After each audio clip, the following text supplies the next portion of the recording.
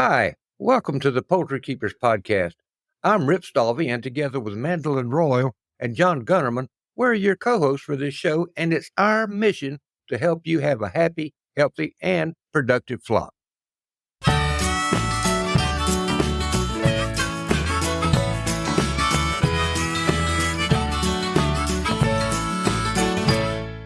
got a question for you folks. Is there really a difference between a commercial meat bird and a heritage type dual purpose bird?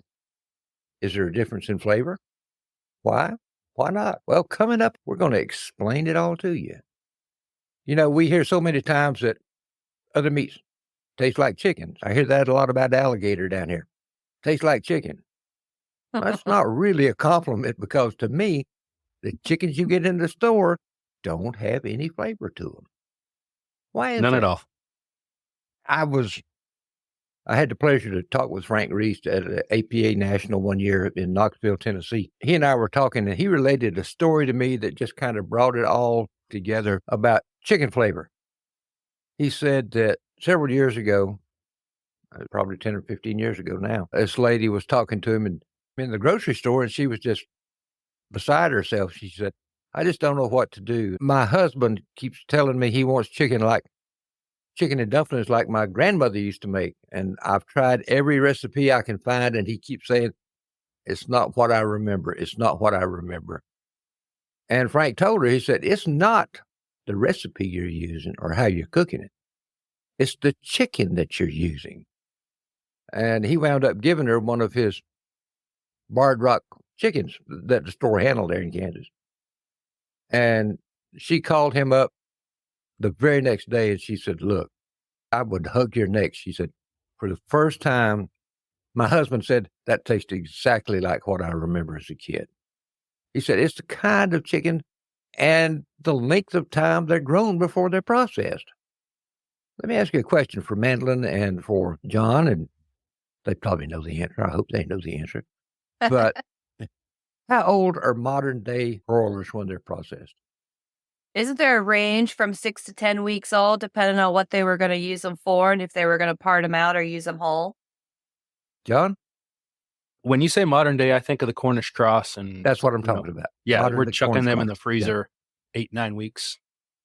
Most of those birds are 6 to 8 weeks old when they're processed.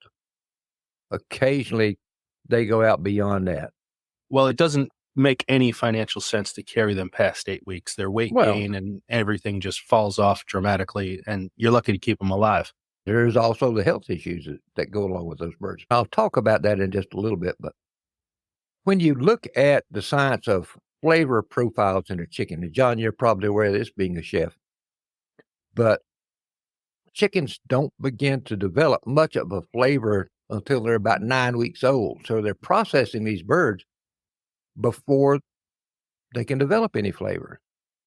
So the flavor of chicken, modern day chickens, the Cornish cross, is almost solely dependent on how they're prepared and what you season them with. Definitely. And the roosters don't have time for their testes to come in. And, that hormone definitely changes the flavor of the meat as well. That's why, recipes like coq au vin exist, because that's, your old, tough, really strong tasting rooster. You're going to simmer that for a long time in red wine and shallots and mushrooms. Oh, and that recipe is worth it too. There's a real good one from Julia Childs floating around Absolutely. out there. I grew up on that. And the first time, even in culinary school, we were using, commercially available chickens from Cisco and Monarch, and same in the restaurants. It wasn't until I did these classical preparations with a heritage bird that it was a whole different world. I went, oh, this is what it's supposed to taste like. I had tasted it before from my great grandmother's chicken and dumplings. And then there was a long time where after she passed away, no one was cooking chicken like that. And I probably made it 20 years before I got to taste a heritage bird again. And I had forgotten all about that nuance to the flavor profile. It could taste like chicken, but it's like here. Is that a word? Chicken on steroids. Well, you also pick up what we call in the culinary world terroir, or taste of place, which directly translates into the flavoring of the meat the protein sources that the animals are foraging on. So if they're out in That my and the yard micronutrients that are in the soil that end up in in the the soil, plant that end up in the bird. or end up in the bird's digestive tract, because that's all part of an ecosystem, all the way through. And all of that is a whole science in itself that you could spend a lot of time digesting all of that. But when did chicken flavor start to go south in this country? When the chicken changed. Oh, well, exactly. I think that was back in the 1950s, wasn't it? There was a Chicken of Tomorrow contest sponsored by a grocery store chain. You've been doing your homework. You know which grocery store chain? For some reason, I want to say Piggly Wiggly, just because I've been doing some research on them recently on another topic. Actually, it was the Atlantic and Pacific Tea Company. A&P. Yep. A&P Markets. I remember those. And the first Chicken of Tomorrow contest was held in 1946. Earlier than I thought. Okay. Yeah, a little bit earlier than I thought when I looked it up. But the reason they started that Chicken of Tomorrow contest, actually, it's us, the consumers, that was to blame for that, because starting after World War II, there was a real demand for groceries or fresh vegetables and meat products that were all uniform in the way they looked and the way they prepared them.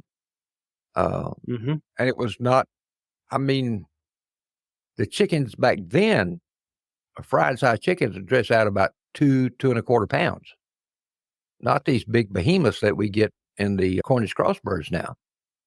So, well, you would purchase the bird for the intention that you had. Yes. If you were going to be making fried chicken, you'd buy a couple of smaller fryers. If you were going to make a roast chicken dinner for your, larger family, then you would get a roaster. One of the size birds that threw me, I got into a 1940s poultry cookbook, and I looked at the different size categories of birds. And I guess this would kind of equate to our modern Cornish game hens on the market. But they had a bird that they called a pigeon bird. Wasn't a pigeon, it was the size of a pigeon. But it wasn't a squab. It was not a squab, it was a chicken. So I was always wondering, where did the rock hen come in? Honestly, John, I've looked for that, and I don't have a good answer for you. But I think that it was a marketing ploy. They called them Cornish game hens because they were Cornish cross birds they were working with, and they were about the size of a small Cornish game bantam. Just my supposition. I can't back that up. We, as a grocery clerk back in the late 70s, stocking shelves, we called them rock hens because they were hard as a rock. They were always frozen. They were never always fresh. Frozen. Yeah. And most of the chickens that our ancestors bought were always fresh. They weren't frozen. Sometimes they weren't even plucked yet. Yeah, that's right. You could go into big cities like New York and Chicago, had large live poultry markets where you could go down and walk down the rows of cage, you could pick out the birds you actually wanted, and they would process them, and you'd take them home and eat them.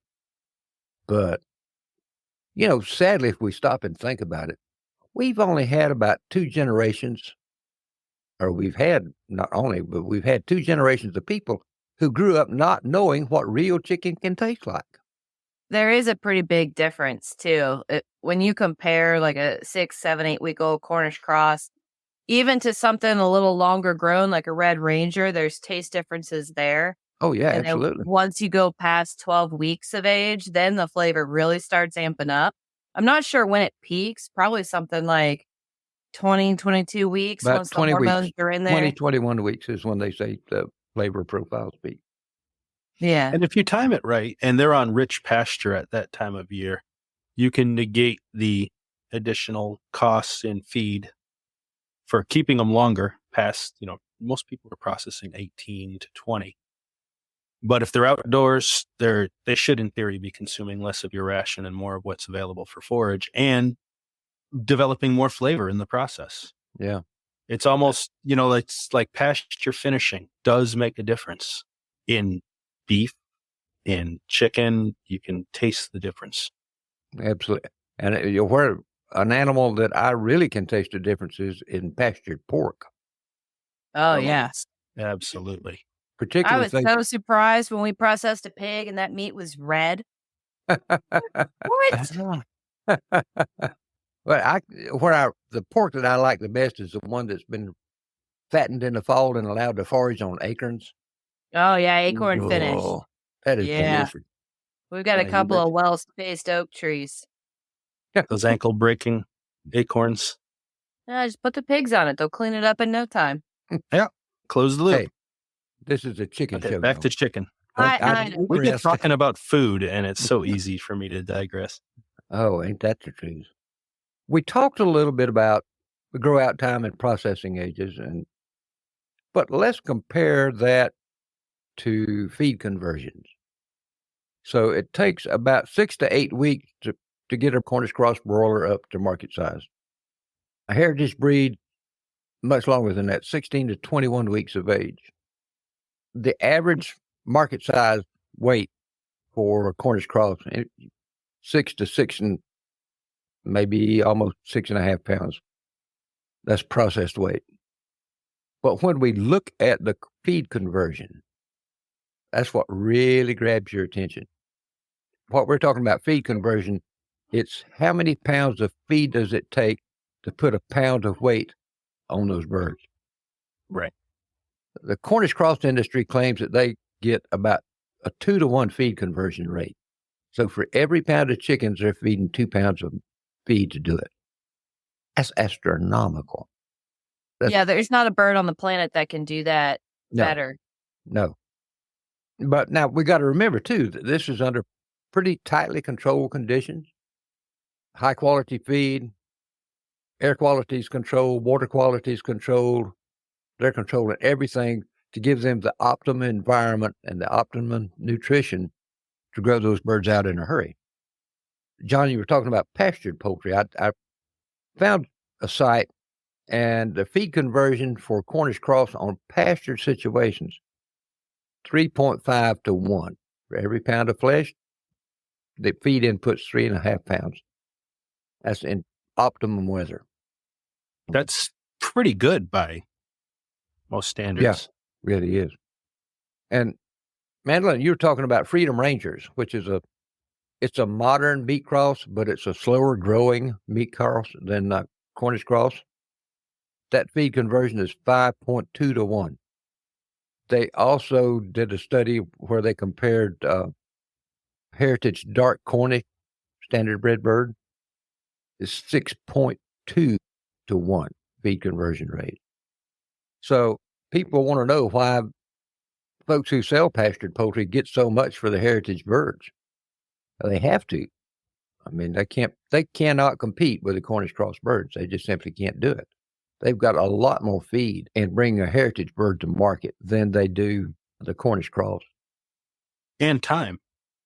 Oh, yes. Sure. I mean, the Cornish cross, you could run 3 Cornish cross harvests in the same time it would take to run 2, maybe. Those breeds. Absolutely. In the same space. And with the same amount of feed. Yeah, the flavor. You don't get that. I mean, and the differences between them is why we're doing what we're doing with the American breast. It takes longer, but not too terribly long. But that flavor. And the fact that we're not dependent upon the poultry industry to provide us. Yes. You can't, and somebody just can't go out and get some Cornish cross chicks and start their own line. That's doomed for failure. It's designed to fail to protect the investment on the part of the breeder. We can keep our birds going indefinitely as long as we provide, sound breeding and husbandry practices. Mm-hmm. We're good. We don't need to keep going back to the well for more. Well, in the Cornish cross, the breeding that's behind them, it's incredibly complex, and they added in several different traits to end up with that. What are they? A 4-way terminal cross hybrid. So there's 4 different parent flocks. 16-way cross. 16. 16 crosses have gone into making the modern Cornish cross that we eat.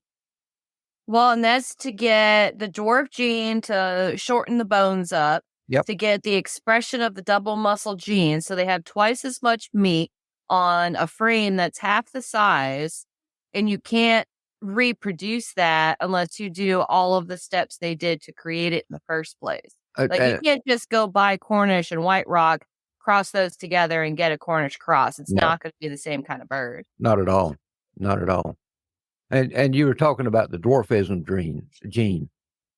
If you look at a Cornish cross carcass compared to one of Mandy's breasts, you're going to see right off that the breast has bigger legs and it has bigger wings. Yes. That's because a Cornish cross has a dwarf gene bred into it. Why'd they do that? Well, they did it because the consumer's demand for a meatier carcass. Not so much the legs, but they wanted more breast meat. I always want the bigger breast meat. And not only did they breed in the dwarfism gene, they bred in an obesity gene. If you put those Cornish cross, if you're breeding them, you'll notice that a lot of them don't move very far at all from the feeder. Yeah. They just sit there and they eat and they eat and they eat and they eat. Well, that was by design. The more they eat, the faster they grow. The faster they grow, the sooner you can harvest them. And the sooner you can harvest them, the more rotations you can run through the buildings, the more profit you can make within the year. Sure. The more people who get fed. And sadly, with the dwarfism gene, you're going to find that you get these shorter legs like we talked about and the shorter wings. Well, there's where all the leg problems in Cornish cross come from. They've got such small leg structure, they can't support that huge, obese body. That's why they have mobility issues. That's why they have heart issues.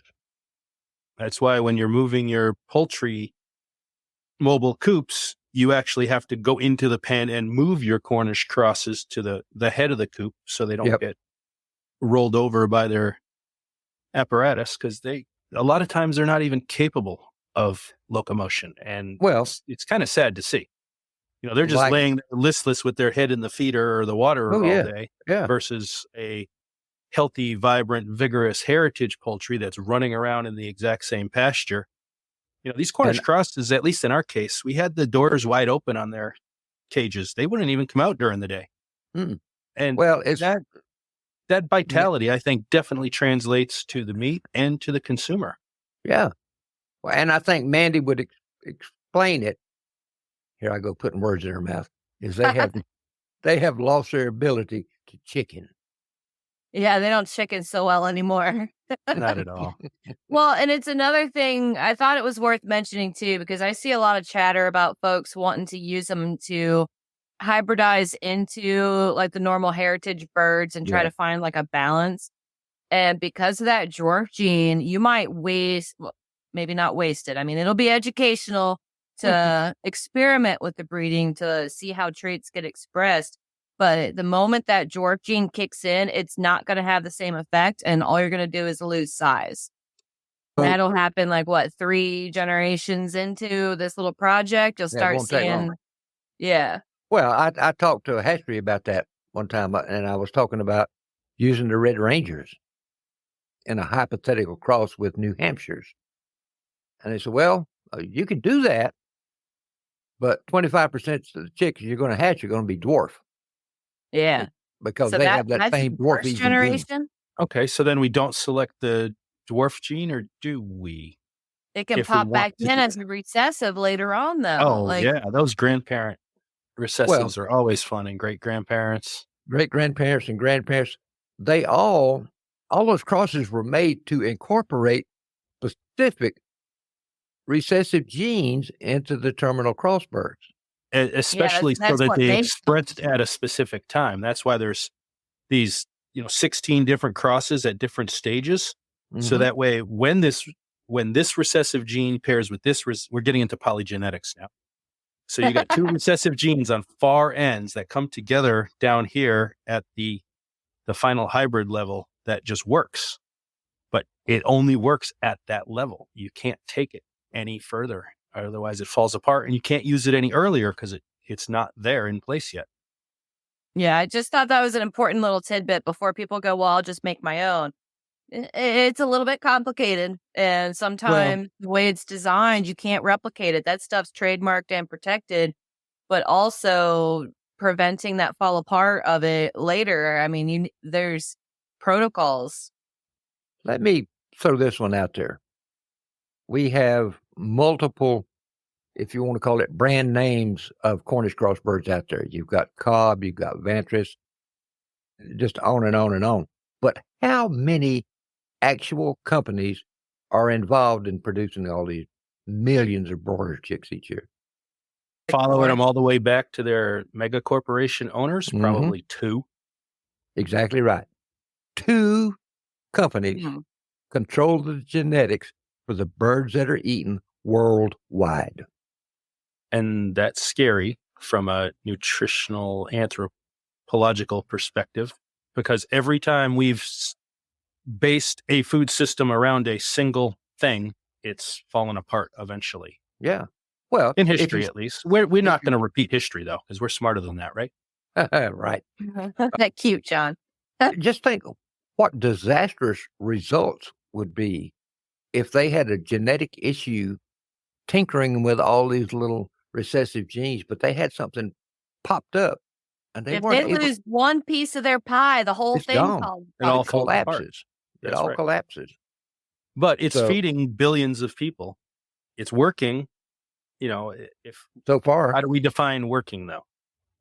It's working for the producers, and the people are getting a clean protein source. But there's really no freedom to the market, and you go to the market and you buy what's there. You don't have a choice. Exactly right. You know, we talked about age to maturity. We talked about flavor profiles. They start at about 9 weeks and they peak at about 20 weeks. You know, actually, and I don't know, Mandy, you may have run across this, and John, you may have run across this, but it seems like some people actually have been on this industrial Cornish cross hybrid so long, they don't like the taste of a heritage bird. Or the texture, because the other thing that changes with age is the texture of the meat.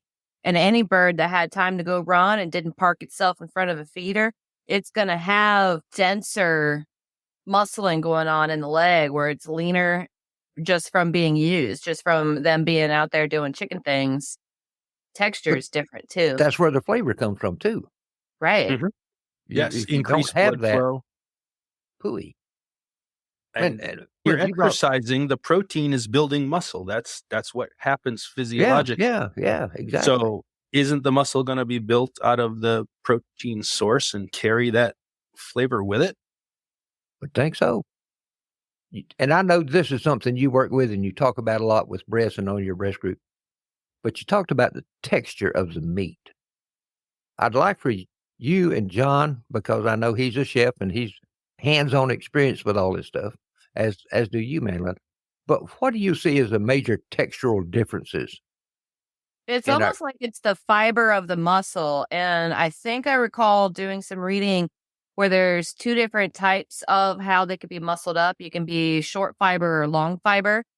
So if you take the thigh section off of a Cornish cross and you start shredding that meat, it shreds pretty finely. It's not like a really long strand.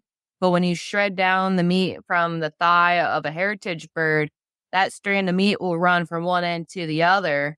And you almost have to cross cut it if you're going to chop it small for like a chicken salad or something like that.